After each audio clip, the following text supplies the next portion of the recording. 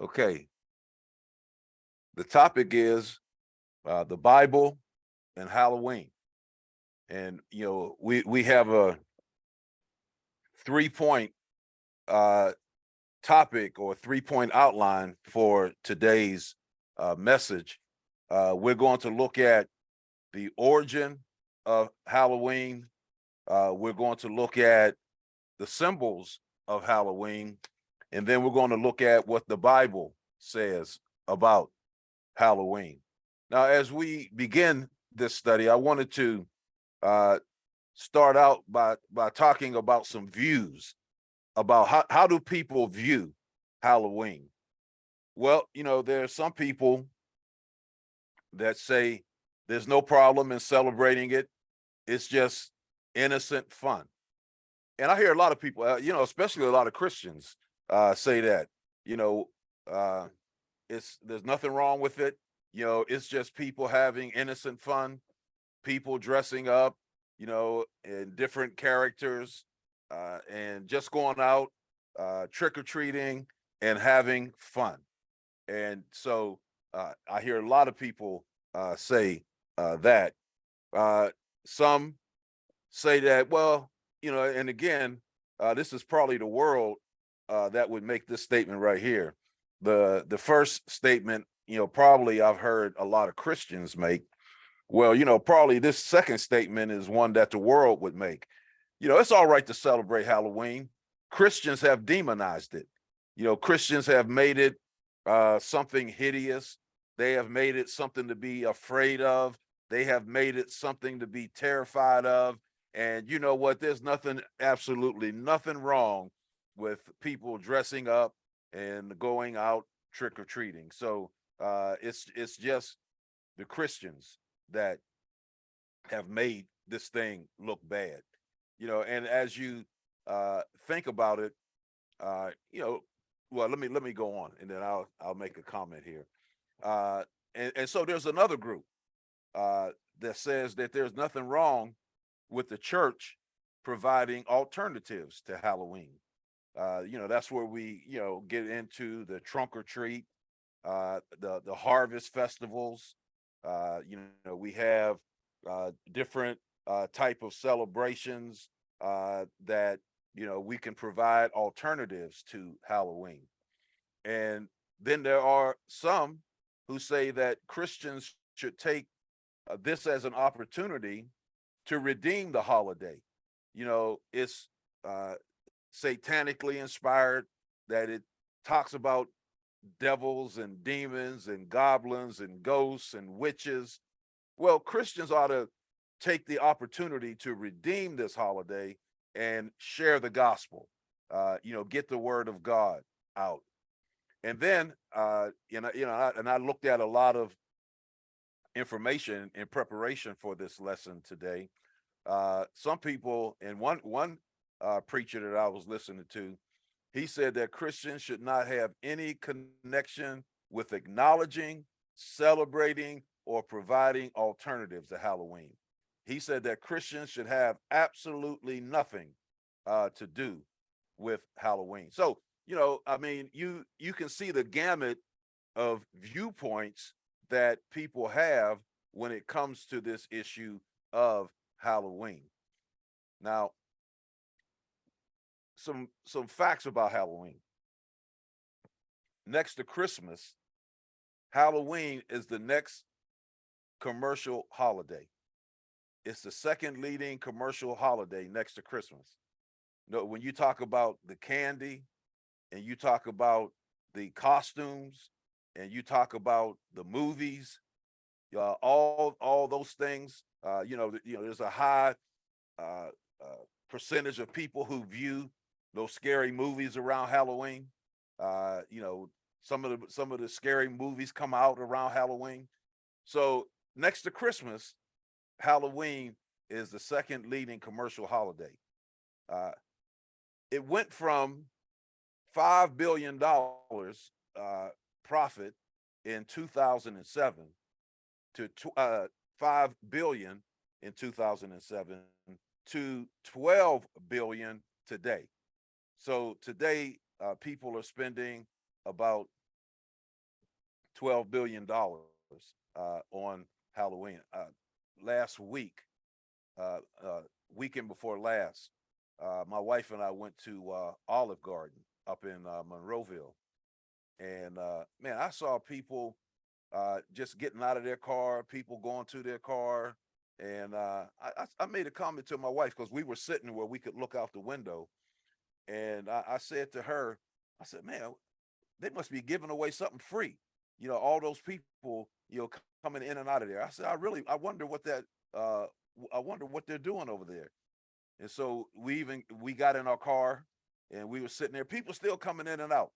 And I said, man, I really wonder, is that a restaurant over there? What's going on?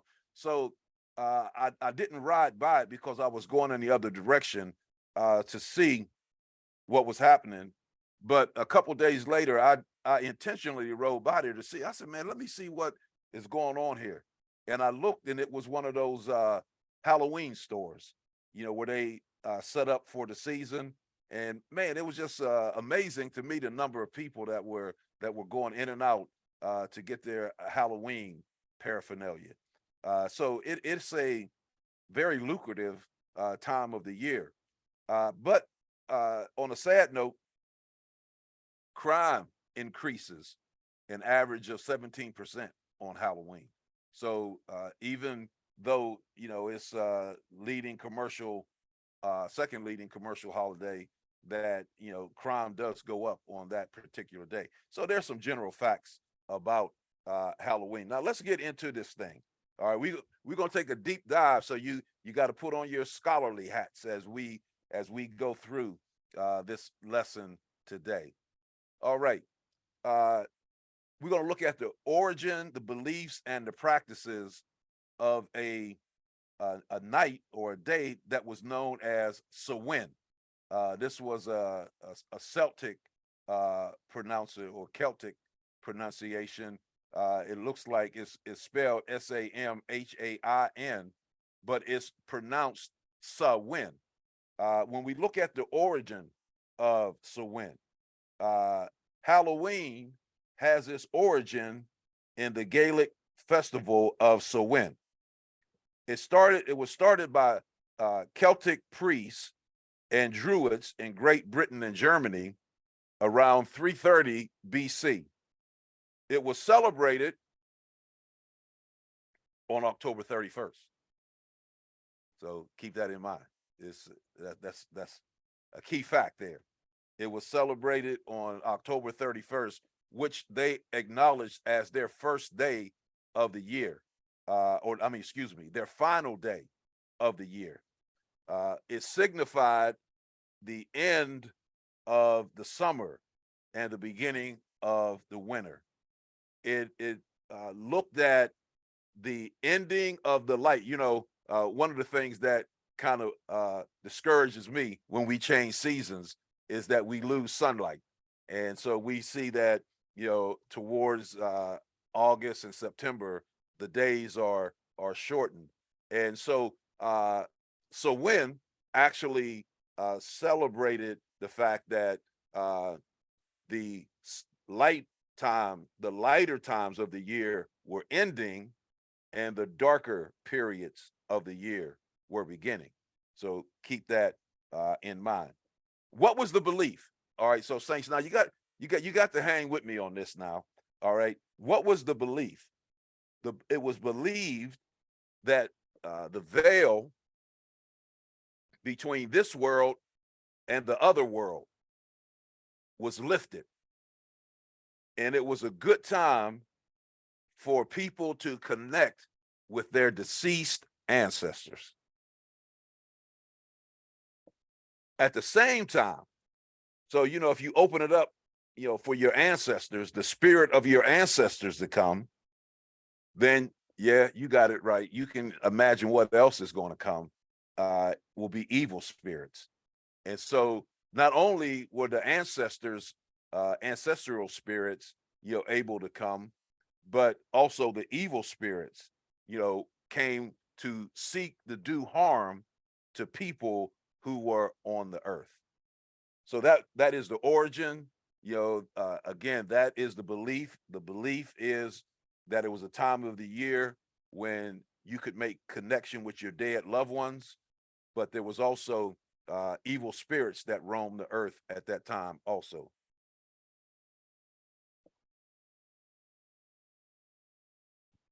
Now, let's look at some specific practices. And if you have your notes, you can follow along with me. Some specific practices is that generally the deceased spirits of family members were welcome into their home. That, you put out some type of treat or you put out some type of goodies and you welcomed your deceased ancestors into your home.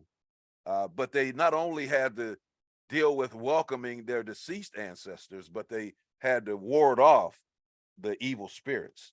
So you got a dual thing going on here. So they would open up their homes and they entertain their deceased loved ones with all type of treats. Now, according to one of the practices, if the deceased person didn't find their welcome acceptable, they would cast a spell or cause other type of problems and trick the people in the home. So, if you left out, if they was looking for some Snickers bars and you left out an apple that was half rotten, they would say, "Oh man, that's no welcome right there," and so they would end up causing a problem, and they called that tricking the family member. Now, it was thought that if you wore a disguise or a costume, that the evil spirits would not recognize you. And so some people during this time even wore scary masks to scare away the evil spirits. They would also joke around, the people who were celebrating Samhain, and sometimes they would trick people and they would tell them that it was the evil spirit that tricked them. And one of the key things that they did during this holiday of Samhain is that they would prepare for the evil spirits. Again, not only by wearing costumes to try to trick them, but they would have a big bonfire. And in this bonfire, they would offer their crops, they would offer animal sacrifices, and some people even believe they offered human sacrifices. And so this all was done to ward off the evil spirits. And they also cast spells and divinations to try to drive the evil spirits away. And this was also a time of fortune telling. So this is the holiday of Samhain, and it was celebrated on October 31st. Now, in 609 BC, Saint Boniface, one of the saints in the Catholic Church, he set aside May 13th as All Saints Day. And All Saints Day was when they honored the dead saints. They would honor the dead saints with prayers, and they would honor the dead saints with different things. But prayers were the key. Prayers for the saints. Now, a couple 100 years later, in the 8th century, Pope Gregory III, he moved All Saints Day from May 13th to November the 1st, which was the day after Samhain. And one of the things that was happening is that he was trying to uh, get a more of a buy-in for the All Saints Day. So he figured that if he moved it to the day after Samhain, that he would get more people involved if he connected it with that particular holiday. Now, the sad thing that happened is that not only did they connect this All Saints Day with Samhain, Samhain coming on October 31st and All Saints Day coming on November 1st, but they also began to adopt some of the practices of Samhain. For instance, now they tried to turn it into a spiritual thing, that the poor would go from house to house and they would ask for food. Now, keep in mind, in the Catholic Church, when people die, if they don't go directly to heaven, where do they go? They go to purgatory. And so what do you have to do? You have to pay and pray to get your loved one out of purgatory. So the poor people would go house to house, and they would ask them for these things that were called, they called it souling, and they would ask for these soul cakes. And if the people in the house gave them a soul cake, then they would offer up a prayer. So again, that's more prayers for your loved one in purgatory. So they would offer up a prayer for the people in purgatory. And so you figure what was happening, that if somebody came by your house on All Saints Day, right, and they asked for a treat, so you were paying, for your loved one in purgatory, but you were also getting you were getting more prayer for that person too. So they adopted some of the practices of Samhain, and not only that, actually kids would use this as a time, and they would go from door to door, and they would sing songs, and they would recite Bible verses, and in exchange, they were given treats as they went from door to door. And if they didn't give the children a treat, then they would do something mischievous. The children would do something mischievous to their house. I guess that's where we get, egg in people's houses and toilet paper in people's houses. That it actually came out of this, All Saints Day, when the kids didn't get a treat. So that was called trick or treat. Now, where did we, so look at the progression of things. Okay, Pope Gregory, he moves All Saints Day to November 1st, which is the day after what? Samhain, right? And so now we have Christmas, right?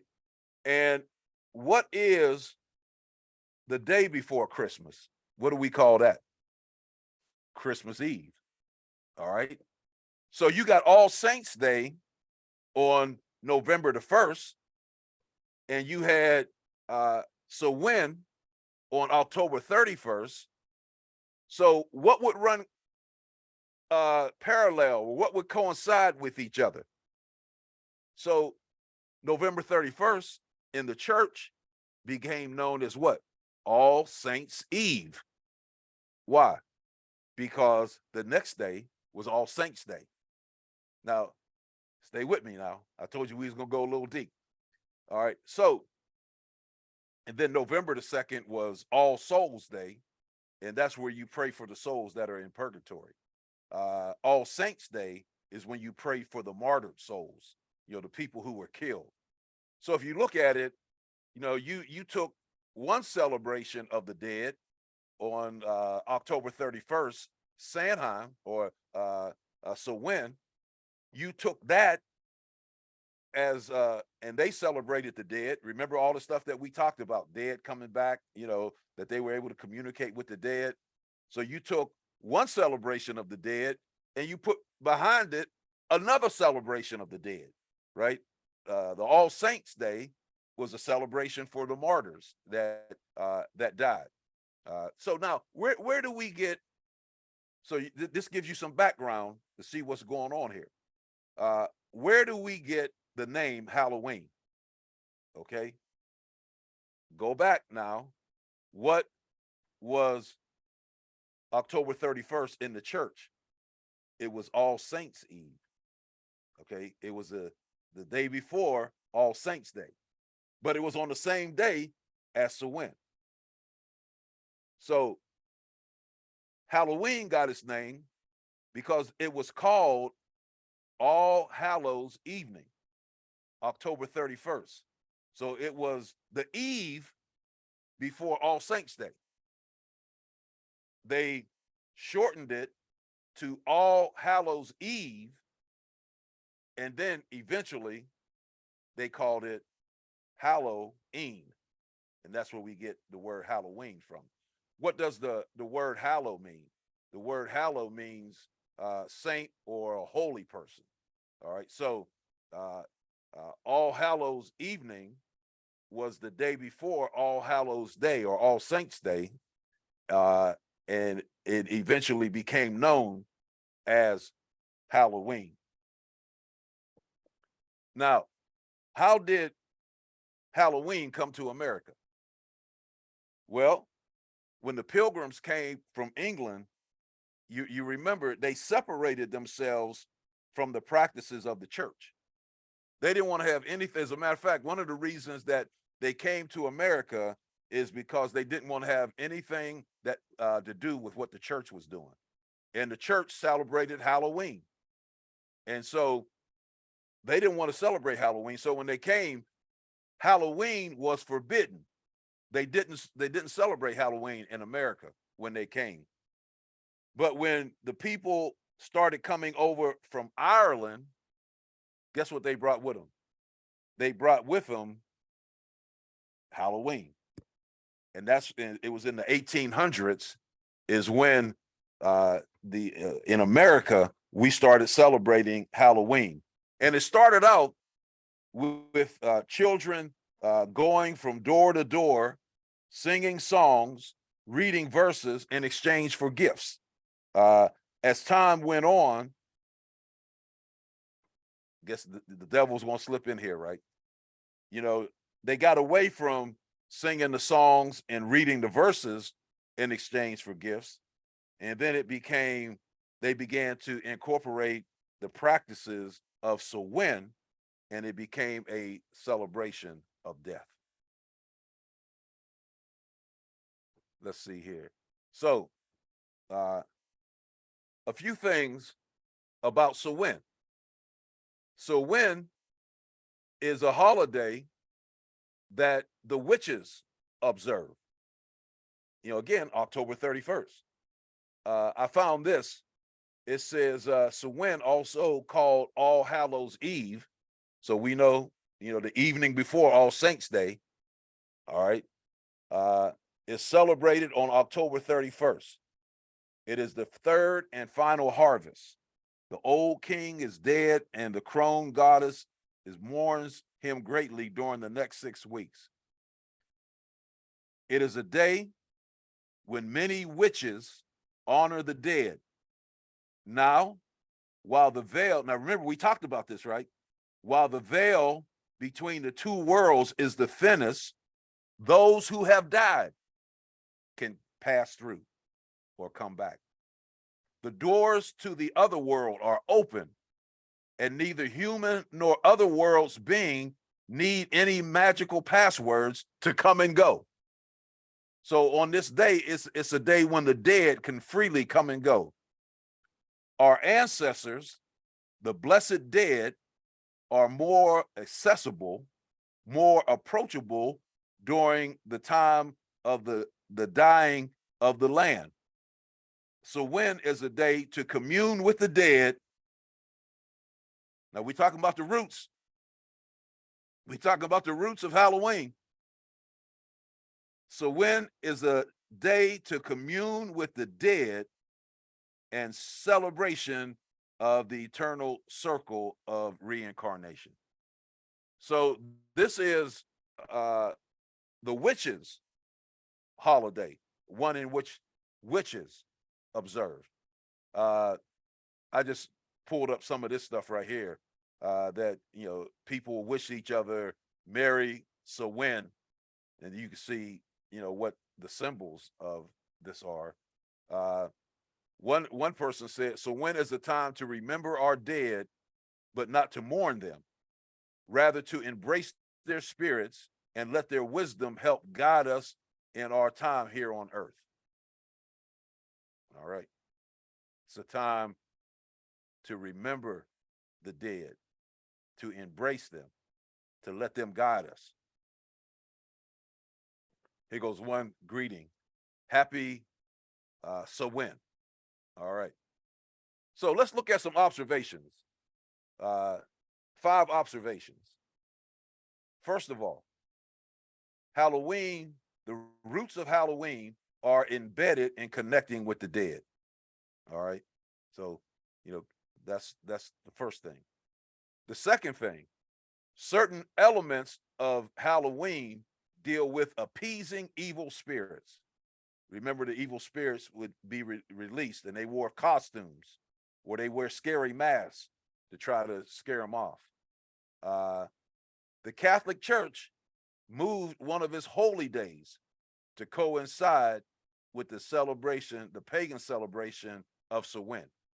So, again, they were trying to attract more people to the All Saints Day, and they figured that if they put it around that time, that they could maybe attract more people. And then if they adopted some of their practices, now they turned them into church practices, but they adopted some of the practices of Samhain.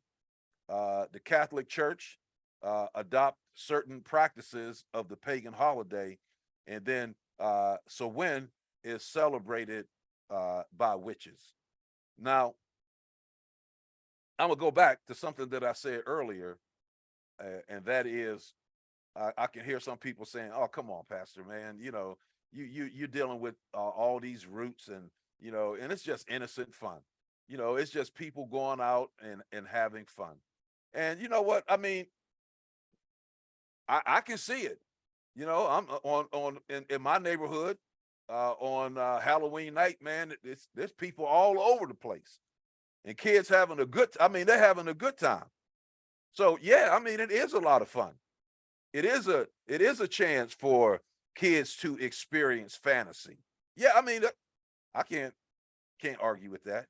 But all I'm saying, Saints, is as you celebrate it, and as you celebrate the fun part of it, you got to go back to how it all got started. You got to go back to the roots. And so what I've done here in the last 20 minutes is take you through the roots of the beginning of this holiday. And I see some people now, they say, "Oh, there goes Pastor Glaze. There he goes again," right? I remember one time when I was a teenager. I was maybe 16 or 17, and I was standing with some of my friends, and we were standing on a street corner, and we were trying to be cool, and we were smoking cigarettes and probably smoking something else too. And this one guy came by. He was an older gentleman. No, I say older. He was older than us. He might have been like in his late 20s or early 30s. And he came by and he said, "Why you brothers standing out here smoking? Don't you know that you can get emphysema from smoking?" I mean, he really took us to task. And we were being respectful, so we listened. And when he left, we just laughed. What's wrong with this guy, man? Who do you think he is? And so I was thinking, I said, that's some people want to say, "Come on, man, the Pastor Glaze, who does he think he is?" And and look at this and say, man, it's Pastor Glaze, come on, man. It's just a bunch of fun. It's just a bunch of kids and adults enjoying themselves. Okay. All right. Let's look at some of the symbols of Halloween. All right. Wearing costumes. Why do you wear costume on Halloween? Well, again, you wear a costume because that is what the season calls for. But go back to the roots of why you wear costume. Costumes were put on for the purpose of trying to fool evil spirits that came back to do harm. Skeletons. Why do we see skeletons all over the place? Well, what does that symbolize? That symbolizes the bones of dead men and women. Jack-o'-lantern. This represents the souls, and I'm gonna share a quick story with you here pretty soon.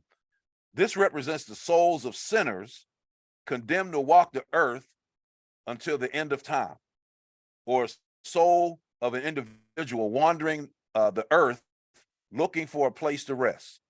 The light inside represents a burning coal from hell. All right. Okay. Yeah. Where you? If you go back and you study how they started this whole folktale of the jack-o'-lantern, right? There was a man. His name was Stingy Jack, and there's actually two accounts of this story, but this is how the pumpkin or the jack-o'-lantern got started. That this guy Jack, he was stingy. He invited the devil to have a drink with him, and Jack didn't want to pay because he was Stingy Jack, and so he convinced the devil to turn himself into a coin, and Jack pocketed the coin and placed a silver cross next to the coin. And so the devil was forever going to be a coin, right? Because he put this cross next to him. Well, there's another account that says Jack tricked the devil to pick a piece of fruit. When the devil was up the tree, Jack carved a cross into the tree to prevent the devil from coming down. And so it was said that the devil made a deal with Stingy Jack.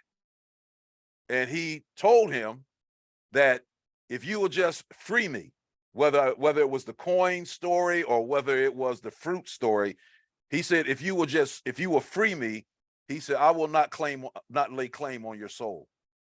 And so Stingy Jack thought that was a good deal. And so he freed the devil.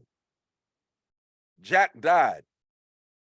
And when he died, because he was a trickster and an evil person, God would not let him into heaven.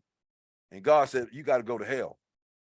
And so he went to hell, but the devil couldn't lay claim on his soul. Why? Because the devil said that, he would not take his soul. So Stingy Jack didn't have anywhere to go.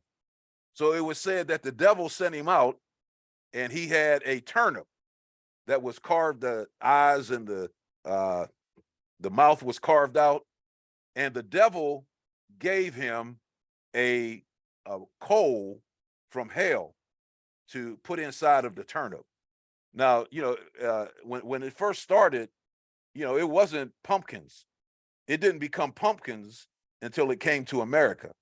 When it was overseas, it was turnips, or some people even said potatoes, that they would cut open and they would put lights in. So according to how the jack-o'-lantern got started, it was because this guy, Stingy Jack, had a burning coal from hell, and he was wandering the earth because he had nowhere to go. And some people even say that he was, trying to seek to do harm to other people that were here on this earth. So again, that's the story behind the jack-o'-lantern. Now, come on, I know it's a myth. I know it's a folktale, but that's where the jack-o'-lantern started. That's the beginning of the jack-o'-lantern. Haunted houses. How many people go visit haunted houses during this time of the year? Well, what is a haunted house? It's a dwelling place for demons, ghosts, and evil spirits. They can also be called houses that are controlled by Satan and evil forces. What about goblins and fairies? These are demon-like creatures that rise from the dead in visible form to frighten people into giving them treats. You hear the ghosts and the goblins. What are the ghosts and the goblins doing? They're coming house to house to get a treat, right? Witches, people dressed in black who went around casting evil spells and pronouncing curses upon people. Black cats, they were believed to be either a witch who was disguised as a cat or a symbol of an evil spirit who took a bodily form. And then spiders. So I'm talking about the symbols of Halloween. It was believed that spiders were companions of witches or the spirit of deceased loved ones that were coming to look out for a relative. So as you look at these symbols, what do all these symbols have in common in some shape or form? They represent death and evil, right? Wearing a costume, warding off evil spirits, skeletons, death, jack-o'-lanterns, evil, haunted houses, evil, goblins and fairies, the dead, witches, evil, black cats, evil, spiders, evil. So as we look at the beginning of Halloween, so hopefully you got the notes so you can go back. I didn't go into like deep detail, but I gave you enough information for you to understand the beginning of how Halloween got started. And when you look at all the symbols of Halloween, they either represent death or they represent evil. So let's look at what the Bible says. All right, let's look at what the Bible says. Believers are to celebrate life and not death. Halloween is a celebration of death. Come on now. Come on. You know I'm right. You know I'm right. Halloween is a celebration of death. Jesus said, "The thief cometh not but to steal, to kill, and destroy. I am come that they might have life and that they might have it more abundantly." So would you rather celebrate life or celebrate death? I believe that when a person dies and they go to be with the Lord, we celebrate their life. It don't, even that. What do you put on the front of that program at the funeral? You don't put a celebration of death. What do you put on the front of the program? A celebration of life. Why? Because you celebrate the person's life, and now they've gone on and they got eternal life. Believers are to cast off the works of darkness. Romans 13 and verse 12. Paul says, "The night is far spent, the day is at hand. Let us therefore cast off the works of darkness and let us put on the armor of light." So as believers, we are to cast off the works of darkness. We shouldn't be taking it on. We should be casting it off. Children of light should have no fellowship with the power of darkness. 2 Corinthians chapter 6 and verse 14. Be not unequally yoked together with unbelievers. For what fellowship hath righteousness with unrighteousness? And what communion hath light with darkness? We are children of the light. What communion does light have? What fellowship does light have with darkness? So, you see, I got the jack-o'-lanterns there, and the one is a cross symbolizing the Christian. And, you shouldn't, and the point is that there shouldn't be a jack-o'-lantern and a pumpkin with a cross. beside each other, right? What communion have light with darkness? In Ephesians 6, Christians,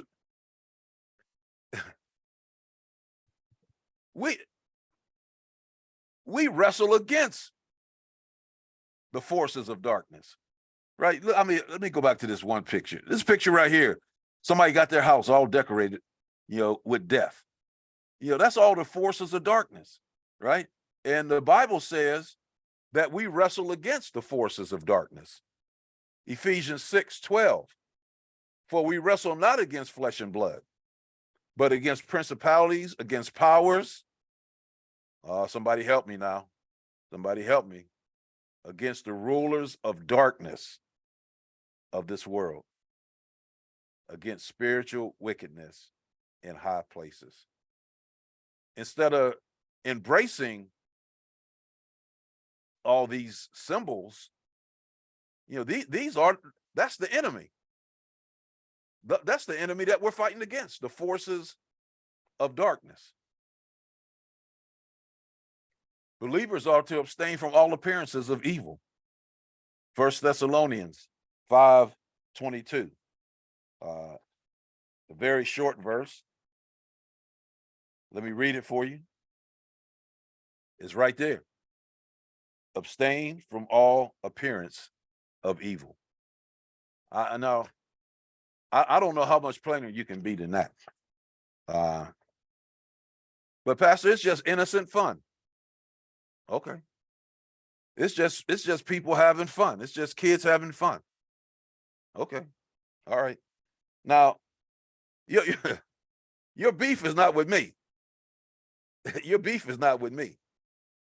Now, you can look this verse up in the Greek. You can do a word study on this verse. And I think you're going to come out with the same outcome no matter what you do. It's pretty simple. Abstain from all appearance of evil. Believers are to turn away from evil.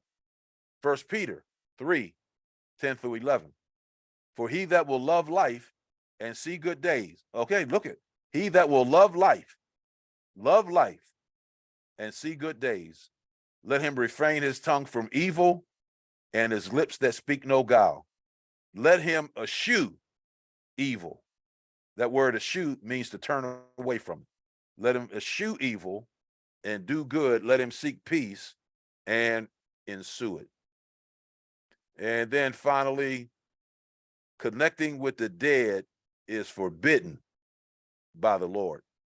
The Lord forbids us to connect with the dead. Now, I already hear somebody saying, well, what about when Saul brought Samuel back? And, what about when Elijah and Moses came back?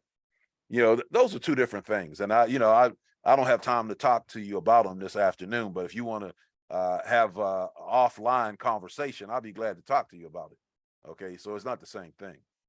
In Deuteronomy 8:18, 10-12, God said, there shall not be found among you a consulter with familiar spirits. Now, there's a whole bunch of things in these verses. I just picked out these two. And a consulter with familiar spirits is one who speaks to the dead, seances and, Ouija boards and all that kind of stuff. Necromancers, people who love connecting with the dead, right? Necros means dead or death. So he says that these things shall not be found among you. For all that do these things are an abomination to the Lord. And because of these abominations, the Lord thy God doth drive them out from before thee. So God says that these things are an abomination. Let me wrap this thing up and let me conclude. The conclusion, when it comes to Halloween, there are three groups of people. There are those who abstain from celebrating it. I guess, I could just say three groups of Christians. I can even put that in there and be more specific. those who abstain from celebrating it, those who celebrate it, regardless of what it represents, whether they know or they don't know, they're going to celebrate it anyways.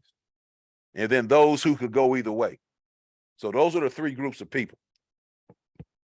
Those who are not going to celebrate it, those who are going to celebrate it, and those who can go either way. Hopefully, as we have gone through this study, looking at the Bible and Halloween, those who abstain from it will have biblical convictions to stand on. Those who celebrate it, regardless of what it represents, hopefully it'll just get them to pause for a moment and think. They might continue to do what they do, but just pause and think. And those who could go either way, that they would consider what the Bible has to say and make their decision. So let me say this. Is it all right to have your light on and hand out candy? That's between you and the Lord, right?